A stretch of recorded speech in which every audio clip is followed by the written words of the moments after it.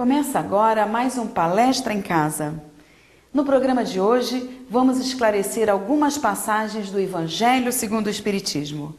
Mas antes, entenda a sua importância para a doutrina espírita na palestra de Carlos Escaramuza. O Evangelho segundo o Espiritismo, que é o livro da codificação para sustentar a nossa reflexão nesta reunião pública, é o livro que explica as máximas morais de Cristo, a sua concordância com o Espiritismo e além de nos possibilitar buscarmos o consolo para eventuais dificuldades existenciais que sempre fazem parte do nosso aprendizado, também nós podemos aplicar esse estudo, essas informações em diversas fases que fazem parte da nossa existência. Para que nós possamos entender, muito se pedirá àquele que muito recebeu, nós precisamos ter um texto de apoio para que nós possamos nos aprofundar nessa colocação do Mestre.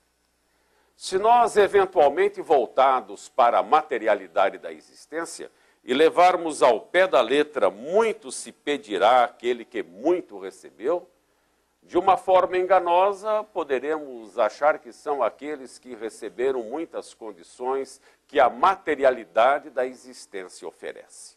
Porque para muitos de nós ainda, a materialidade da existência é aquela que nós, através das conquistas individuais, nos traz a plena satisfação dos nossos desejos e da nossa felicidade.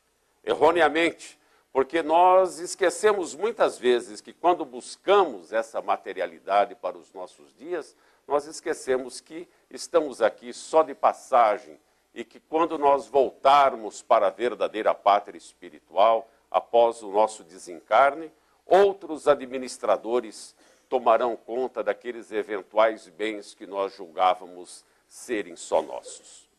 Portanto, buscando esse texto do Evangelho, nós vamos perceber que essa colocação ela é muito mais abrangente, muito mais profunda.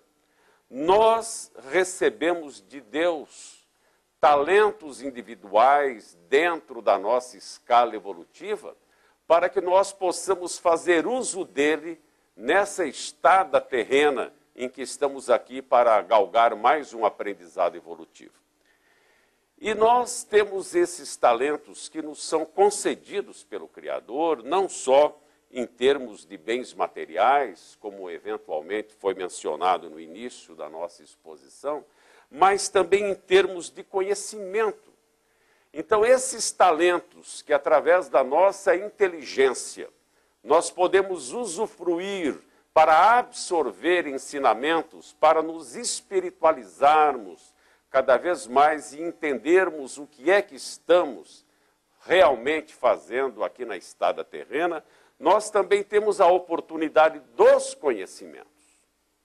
E através desses conhecimentos, nós devemos entender que como nós conseguimos, através da misericórdia divina, do nosso esforço pessoal em irmos cada vez mais buscando informações para o nosso conhecimento, bagagem única que levaremos de volta para a pátria espiritual, nós também temos que entender, como deixa bem evidente esse texto de apoio, que nós devemos multiplicar esses talentos obtidos através do Criador em favor do nosso próximo.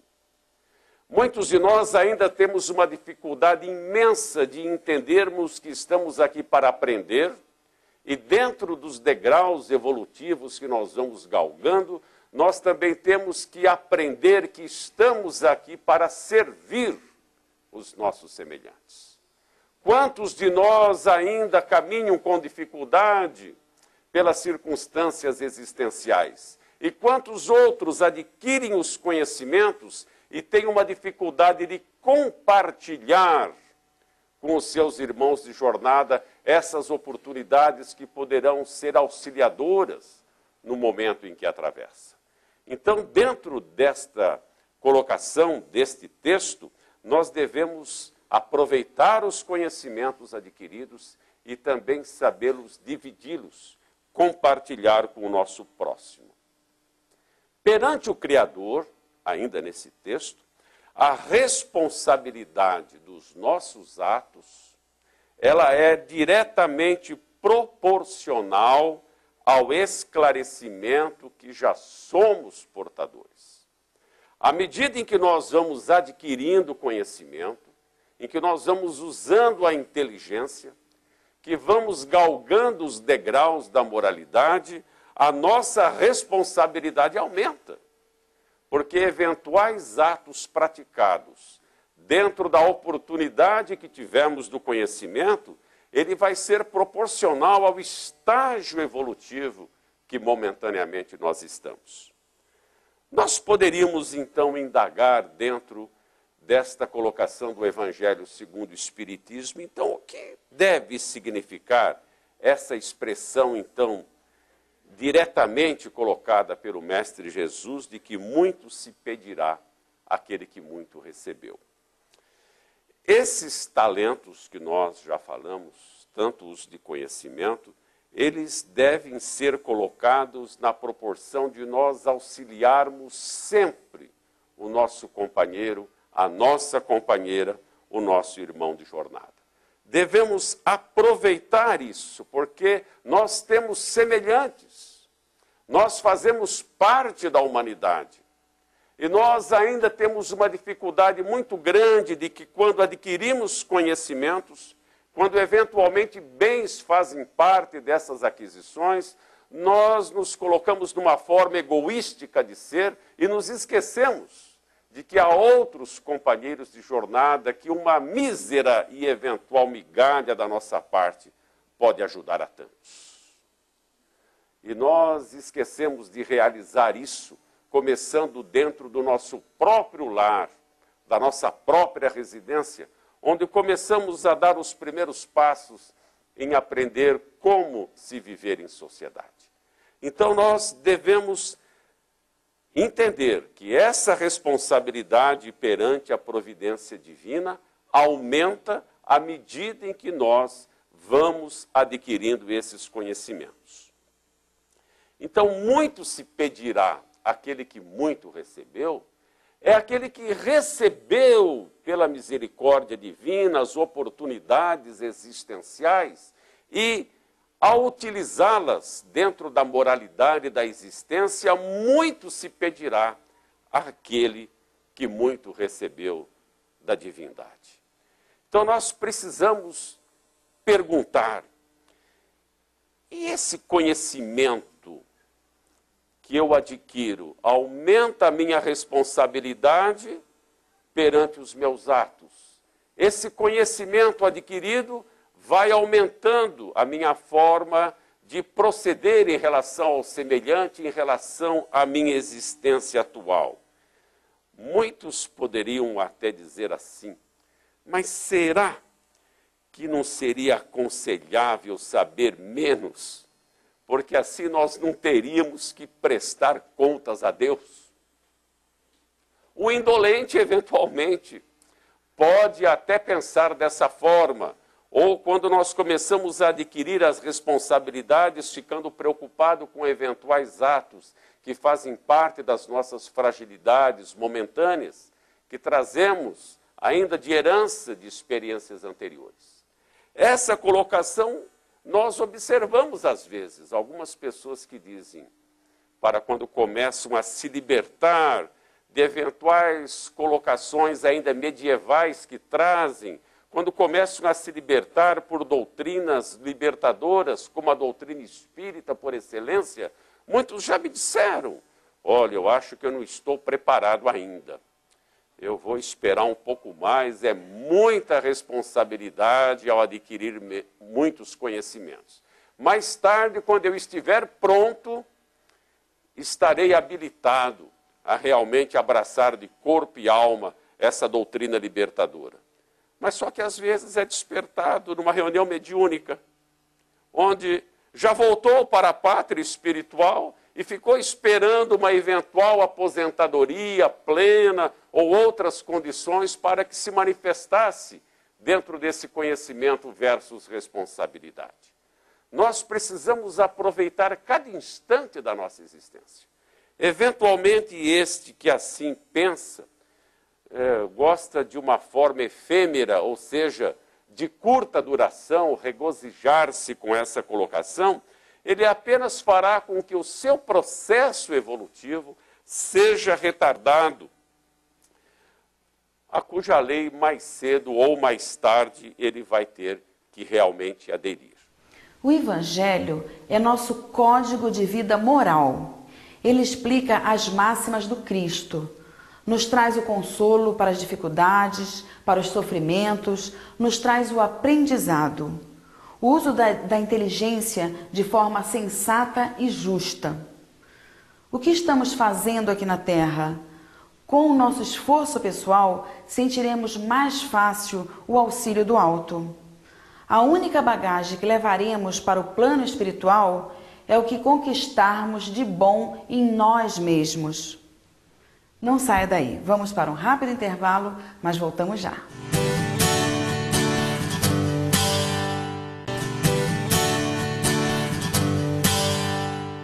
Estamos de volta. Você conhece o Clube Amigos da Boa Nova? Não? Então ligue para 0800 12 18 38 e associe-se. Muitos de nós ainda temos dúvidas sobre a criação do universo. O capítulo 3 do Evangelho segundo o Espiritismo nos traz alguns esclarecimentos.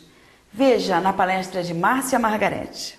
Bom, o nosso tema de hoje é do Evangelho segundo o Espiritismo, capítulo 3. Há muitas moradas na casa de meu Pai. Então, quando nós observamos aí o universo, a ciência está aí cada vez mais com a sua tecnologia, né, descobrindo coisas. Nós estamos já construindo naves espaciais, estamos aí desbravando os mundos, né? O espaço sideral já não... Ainda há muitos mistérios, mas já estamos aprendendo a desvendar alguns deles. Então, quando nós observamos esse universo e vemos todo este esplendor, nós não podemos acreditar que este universo criou a si próprio. Deve, então, ter tido alguém que o criou, né? Então, há um Criador, e para nós chamamos de Deus, Criador supremo de todas as coisas. Então, Deus criou esse universo por sua vontade, e os seres também, para habitar estes mundos que compõem o universo. Assim como ele cria a todo momento os mundos, ele também cria a todo momento os seres, né? Então, quando nós observamos este universo, esse céu, né, do nosso planeta, nós vemos, né, todos os astros, todas as estrelas, e numa noite mais limpa, nós vemos, né, todos esses pontos. Então, nós não podemos admitir que Deus tenha feito todos estes pontos inutilmente. E só o nosso planeta, então só nesta casa, só aqui onde nós estamos é que tem alguma coisa útil a ser feita. Então Deus não criaria toda esta imensidão, e hoje a ciência comprova já não só uma galáxia, mas milhões de galáxias. Se fala até mesmo em vários universos, a ciência atual. Então há uma utilidade, há uma finalidade para tudo isso, né? Então nós vemos que cada mundo, cada astro, cada enfim que nós observarmos, deve ter então a sua razão de ser. Até bem pouco tempo, nós considerávamos que a Terra era o centro de tudo. E o céu era a tampa, né, disso tudo, cobria. E o sol estava ali colocado para iluminar de dia, à noite eram as estrelas e a lua. Essa era a nossa concepção. Nós éramos o centro do universo. A ciência caminhou, e aí nestes últimos anos, então, mais ainda. Então, já sabemos que nós não somos o centro do universo, né? Nós temos muito mais coisas aí ainda a entender. Quando nós estamos falando da nossa própria galáxia, a Via Láctea, os cientistas já dizem que haveria uma possibilidade de vida em pelo menos 100 mil astros ou planetas que poderiam ter alguma espécie de vida. O difícil vai ser a gente comprovar isso, porque ainda nós não temos uma tecnologia para irmos desbravar isso tudo, mas supõe-se que haja vida. E há bem pouco tempo a gente já descobriu em Marte vestígios de água, enfim. Então nós temos aí que os mundos têm sim estas finalidades para tal. Tem, então, estão ali para alguma coisa. No início desse capítulo 3, nós vamos ter o item 1 e 3, traz a fala de Jesus, através de João, quando ele nos diz o seguinte: não se turbe o seu coração, crede em Deus, crede também em mim. Jesus, há muitas moradas na casa de meu Pai. Se assim não fosse, se isso não fosse verdade, eu vos diria. Então ele está dando uma afirmação para nós. Existem moradas na casa do Pai. Que ele voltaria para uma delas e arrumaria também uma morada para nós. Então, o que nós podemos entender? A casa do Pai, então, é óbvio, é o universo. As moradas são esses mundos que nós estamos vendo aí. Então, o que são os mundos? Os mundos são estações, são regiões, são um lugar, é o lugar apropriado para que os espíritos, os seres pensantes, os seres inteligentes de toda a criação, para que eles possam se desenvolver, possam atuar, possam buscar a evolução. Então nós temos aí bastante oportunidades para que a gente possa conquistar esta evolução. E cada mundo com a sua característica, cada mundo com o seu também processo evolutivo. Então, quando nós vemos esses diferentes mundos, nós também vamos supor e nós vamos também entendendo que o grau de adiantamento de cada planeta tem a sua razão. Uns criados há mais tempo, outros mais recentes. A todo momento nós estamos vendo a criação de supernovas e depois virão, enfim, Vemos mundos. E os seres também da mesma forma, Criados a todo momento. Então nós também vamos tendo seres com mais experiências, porque foram criados há mais tempo. Seres com menos experiências, porque foram criados há menos tempo. Então há uma diversidade enorme, tanto de mundos quanto de seres para habitar. E cada mundo, então, tem o seu habitante de acordo com a condição destes habitantes. Então vamos entender. Para mundos recém-criados, espíritos também no início da sua jornada. Para espíritos mais evoluídos, locais mais apropriados para estes mundos. Vamos estudando este capítulo e nós vamos ter, então, a classificação dos mundos. Então, lá vamos nós. Mundos primitivos servem para quê? Para a encarnação primeira daqueles seres dos espíritos. Então, para mundo primitivo, espíritos recém-criados, recém-conquistados a condição de humanos, lá estarão fazendo as suas experiências, as primeiras experiências. Segunda classificação, mundo de provas e expiações. Esse nós conhecemos, é onde nós estamos. Já a caminho do 3º grau, mas estamos neste mundo de provas e expiações. No mundo como este, ainda nós vamos ter a predominância do mal.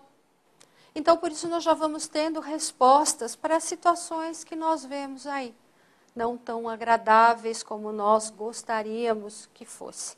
Mas ainda nós não sabemos fazer o bem totalmente. Então, estamos no lugar certo.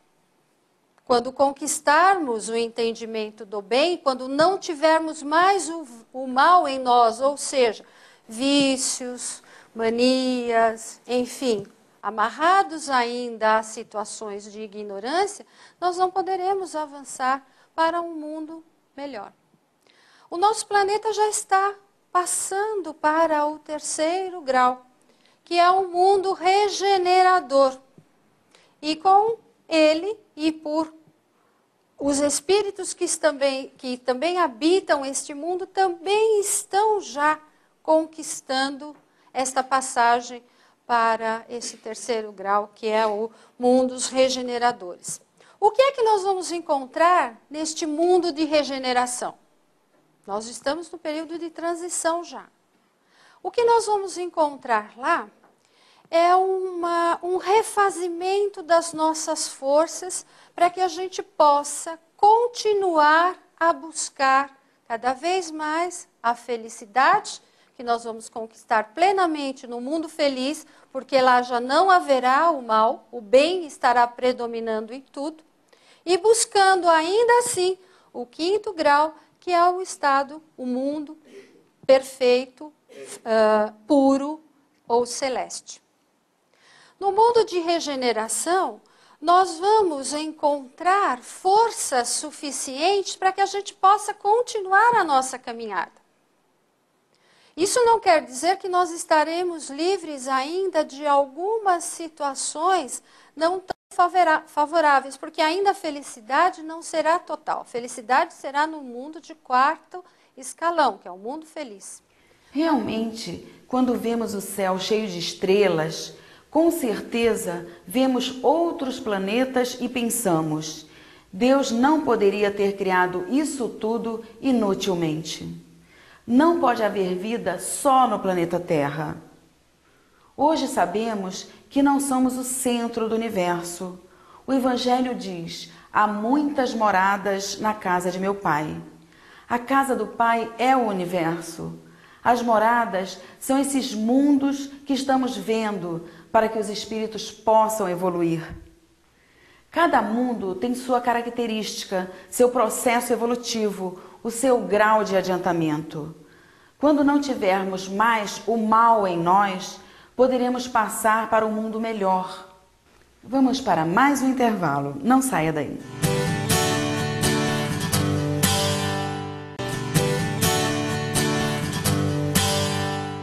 O Palestra em Casa está de volta. Você já parou para pensar que muitas pessoas são enganadas por falsos profetas, por falta de informação ou de esclarecimento? O capítulo 21 do Evangelho segundo o Espiritismo nos fala sobre o assunto. Confira na palestra de Carlos Escaramuza. O capítulo 21 do Evangelho segundo o Espiritismo, esta obra maravilhosa, a 3ª da codificação, que além de nos consolar, também nos esclarece, faz com que nós venhamos a nos acautelar para determinadas situações que eventualmente vivenciamos no cotidiano e não percebemos que eventualmente nós fomos ludibriados por pessoas que se aproveitaram da nossa boa fé para, lamentavelmente, agirem de má fé.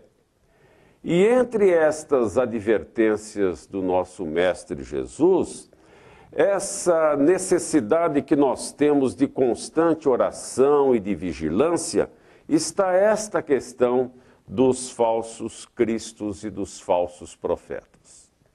Mas será que isso é coisa do momento, do agora, da codificação para cá, do século XIX para cá, ou sempre isto existiu, essa advertência, essa necessidade de sermos vigilantes com esses eventuais falsos cristos e falsos profetas? O nosso companheiro Moisés, desde a primeira revelação, já nos advertia, já nos pedia cautela com os falsos profetas. Se nós pararmos para refletir um pouquinho, profeta, na acepção vulgar do seu termo, é aquele que prediz o futuro. Sob o sentido evangélico, é qualquer enviado por Deus para que, através dos seus conhecimentos, ele tenha como missão preponderante fazer com que nós venhamos a ser instruídos, revelando-nos eventuais coisas ocultas, eventuais colocações como fazemos de mistérios ou segredos da vida espiritual. Mas será que essas pessoas enviadas na acepção do sentido evangélico da palavra profeta, todos se preocuparam sempre em fazer com que nós venhamos a ser despertados pelas coisas boas que chegam até nós para que nós possamos aumentar o nosso conhecimento?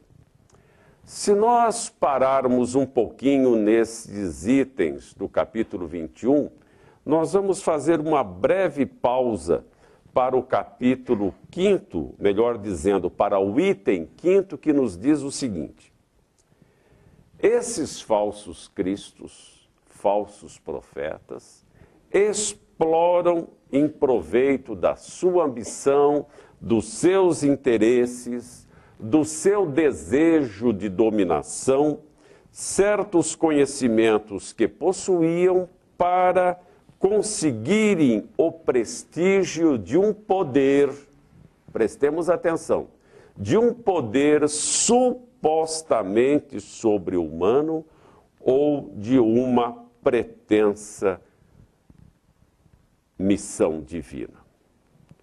Jesus, pós-Moisés, na segunda revelação, também avisava aos multidões para que nós tomássemos cuidado, porque muitos viriam em nome do Criador, em nome dele próprio, profetizar certas coisas que não tinham nenhuma realidade com o bom senso, com o equilíbrio, em buscarmos uma qualidade de informações autêntica.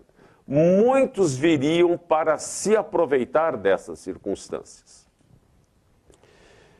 Se nós pararmos mais um pouquinho para pensar, porque afinal a doutrina espírita, ela nos convida que nós paremos para pensar, que nós utilizemos a inteligência que nos é fornecida, que nos é permitida, que nós procuremos indagar sob a tutela da razão certas situações às quais nós passamos muitas vezes despercebidos.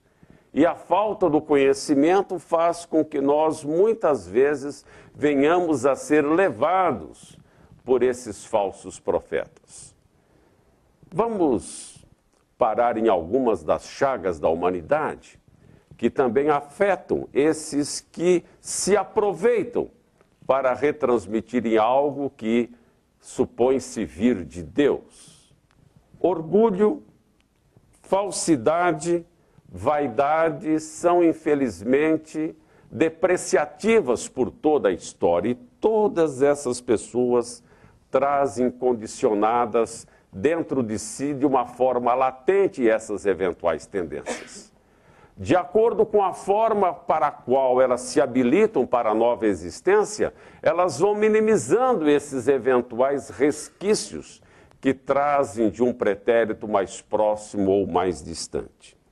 E muitas dessas pessoas se utilizam de uma forma bastante astuta para que muitos venham a explorar a nossa fé de uma forma bastante pejorativa. Mas indagamos se essas pessoas exploram essa fé, exploram a fé dos semelhantes, usufruindo interesses altamente pessoais, por que as pessoas, ao usarem o senso da razão, porque mesmo assim existem pessoas que o seguem? É a grande indagação que nós fazemos para esta reflexão. E nós temos uma resposta muito curta e muito objetiva, porque muitos de nós ainda somos induzidos a falsa esperança de uma vida fácil, sem esforços. E a doutrina espírita, ela nos coloca de uma forma bastante transparente que nesse estado evolutivo em que nós estamos, neste planeta que nos recepciona mais uma vez, onde nós afundamos a nossa âncora para mais uma experiência, nessa estada de provas e expiações, nada se consegue sem o devido esforço. E muitas vezes nós somos induzidos e por esses falsos profetas que nos prometem as coisas fáceis, as soluções rápidas. Não se preocupe que amanhã nada disso vai continuar acontecendo com você, fazendo com que muitos de nós, incautos, sejamos levados por essa indução. Ah, que bom, amanhã nada disso mais vai acontecer. Esquecem-se de que sem o esforço pessoal de cada um de nós não conseguiremos conquistar nada na estada terrena. Afinal, para que é que nós estamos aqui, mais uma vez, no planeta Terra que nos acolhe? Para nós nos melhorarmos, buscarmos essas eventuais tendências que trazemos. Se elas eventualmente continuam a ser assíduas, nós precisamos, através do conhecimento, superar essas barreiras existenciais. Portanto, nada nós conseguiremos sem um esforço pessoal da nossa parte. Quantos de nós buscamos ajuda, buscamos esclarecimento num momento difícil, somos amparados pelo consolo? Mas, por outro lado, traduz-se esse momento em que nós somos recepcionados para um eventual momento difícil da existência, que nós precisamos também buscar o conhecimento, para que, através de uma eventual invigilância, nós não façamos parte de pessoas que são induzidas por essa falsa esperança das coisas sem nenhum esforço. O objetivo da doutrina espírita é nos levar a raciocinar, termos o bom senso, o equilíbrio em buscar qualidade de informação autêntica e conhecimento. Fazendo isso, não seremos levados por falsos profetas. Quando vemos que algo ou alguém eleva o orgulho, a falsidade ou a vaidade, já sabemos que essas coisas não vêm de Deus. Se a pessoa tem essa tendência, não é bom. Quando seguimos pessoas ou coisas que não são de Deus, é porque ainda estamos frágeis, ainda queremos nos segurar em esperanças de uma vida fácil. E a doutrina espírita nos coloca que nada conseguiremos sem esforços. Quando nos prometerem coisas fáceis, devemos ficar atentos, muito atentos. Fique aí, vamos para um rápido intervalo e já voltamos.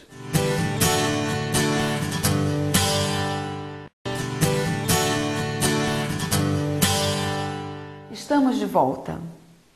Assim como em outras religiões, o Espiritismo também tem falsos profetas. Você sabe como reconhecer um verdadeiro espírita? Não? Saiba como na palestra de Ubiratã Rosa. Certa feita, perguntaram a Allan Kardec por que sinais, como se reconhece um verdadeiro espírita cristão. E Kardec teve uma resposta aparentemente não doutrinária. Ele não disse que se reconhece o verdadeiro espírita pela prática, pelo estudo, pelo cultivo da fenomenologia. Não disse que se reconhece o verdadeiro espírita por aquele que é capaz de promover materializações, fenômenos luminosos, REPs, nem mesmo psicografia, psicofonia, psicometria. Não disse nada disto. Teve uma resposta muito lógica, muito bela, muito extraordinária. Ele disse: reconhece-se o verdadeiro espírita pela sua transformação moral e pelos esforços que faz para anular em si mesmo as suas inclinações más. Todos nós temos inclinações, tendências, impulsos negativos. E a anulação desses impulsos negativos ocorre pela transformação moral. O que é transformação moral? Dizem os estudiosos que a palavra moral deriva do latim morale, cujo étimo, cuja raiz é a palavrinha mores. Mores significa hábitos, costumes. Um tribuno famoso, Cícero, romano, tem uma expressão interessante. Em dado momento da história de Roma, ele diz: ó tempora, ó mores, quer dizer, ó tempos, ó costumes, ó hábitos negativos. Ele estava um tanto ou quanto decepcionado com o andamento moral, ético, espiritual dos romanos daquele tempo. Então, mores, que deu moral, significa hábitos, costumes. Transformação moral é transformação de hábitos, de costumes. Hábitos negativos, costumes impróprios, inadequados, malsãos, malfazejos, enfim, transformação de conduta, de comportamento. Reconhece-se o verdadeiro espírita pelo aprimoramento que realiza da sua conduta, do seu comportamento, da sua maneira de viver a sua existência aqui na Terra. É preciso haja então uma transformação moral.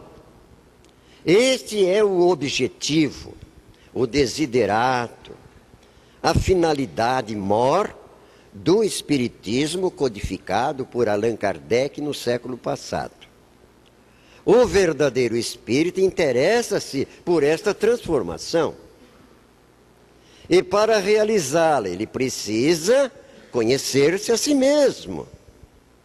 Ele precisa penetrar o seu próprio coração, a sua própria alma, e descobrir-se assim como ele é. Não como ele desejaria ser, ou como talvez os outros pensem que ele seja. Ele tem de se encontrar com ele próprio, assim como ele é. E neste encontro dele com ele mesmo, realizar uma persistente transformação de si próprio. Inclusive para saber o que Deus quer dele. O que Deus quer de nós. Deus tem um plano divino para todos nós, individualmente e coletivamente. Para nós sabermos qual é esse plano de Deus a nosso respeito, temos de nos transformar, temos de nos conhecer. Já antes de Kardec, um pouquinho depois de Jesus, o apóstolo Paulo, escrevendo uma carta, uma epístola aos Romanos, lá no capítulo 12, versículo 2, ele diz assim: é necessário haja uma renovação em vossas mentes. Uma renovação quer dizer uma transformação, uma mutação em vossas mentes, para que possais compreender qual é a boa, a justa, agradável vontade de Deus a vosso respeito. Kardec está repetindo Paulo. Paulo está repetindo Jesus. Porque no Sermão da Montanha, Jesus então dissera: para que sejais perfeitos, eis que perfeito é o Pai que vos criou. Então está aí uma notícia, uma boa nova para todos nós. Há necessidade de uma renovação de nós mesmos, de uma transformação, de uma mutação, de um aprimoramento do nosso comportamento, da nossa conduta, do nosso modo de viver, do nosso modo de agir, o modus operandi de todos nós na vida de relação. Na vida de relação. Já dizia Aristóteles que o homem, o ser humano, é político e social. Tem de viver na polis, por isso que é político. Polis é uma palavra grega, significa cidade, comunidade. Temos de viver na cidade, na comunidade, em contato uns com os outros, sem o que, dizia este filósofo, não transformamos as nossas potencialidades em ato. Ou, como diria o Espiritismo, não evoluímos. Se não estivermos em contato uns com os outros, não evoluímos. Não crescemos espiritualmente. Não nos libertaremos das nossas imperfeições. Sempre teremos de reencarnar em mundos de expiações e provas, como é a Terra, onde nos encontramos atualmente. Temos de criar habitabilidade em nós, para irmos às muitas moradas da casa do Pai, que são os mundos disseminados aí no cosmo. No Evangelho de João, no capítulo 14, Jesus diz disto: há muitas moradas na casa do nosso Pai. Para onde eu vou não podeis vir ainda, ele dizia, pouco antes da crucificação. Mas quando estiverdes aprestados, prontos, evoluídos, amadurecidos espiritualmente, vireis ter comigo. São muitas as moradas na casa do Pai. Mundos de transição, mundos de paz, mundos divinos, que a todos nós nos aguardam, mercê, graças à nossa evolução espiritual. Esta evolução espiritual ocorre pela transformação moral. Esta transformação moral é decorrência do autoconhecimento. Temos de nos conhecer a nós mesmos. Esta expressão de Kardec reconhece-se o verdadeiro espírita pela sua transformação moral. Está no Evangelho segundo o Espiritismo, o segundo livro mais importante da codificação. O primeiro é o Livro dos Espíritos, publicado em 1857. O segundo mais importante é o Evangelho segundo o Espiritismo, publicado em 1864, onde se estudam as passagens mais importantes da vida de Jesus, o chamado Cristo de Deus, o nosso grande e amado Mestre Jesus. As parábolas, os passos, as passagens mais importantes, o ensino moral de Jesus. Porque o Espiritismo adotou, incorporou à sua própria doutrina o ensinamento moral de Jesus, o ensino moral do Cristo. Reconhecemos o verdadeiro espírita pela sua formação moral e pelos esforços que faz para anular em si mesmo as más inclinações. Transformação moral é sermos rígidos conosco e mudarmos os hábitos negativos e costumes errados. É a mudança de comportamento e de pensamento. Quando pensamos diferente, começamos a agir de outra forma, e é isso que o Espiritismo nos ensina. Não adianta estudarmos o Evangelho e outros livros da codificação se não começarmos a nos modificar por dentro. Fazermos a nossa reforma íntima, nos conhecendo melhor, conseguiremos mudar, mas é preciso entrar em nossos corações e ver o que realmente somos. E assim aprimorar nossa conduta e nosso modo de viver. Mais um programa chegou ao fim.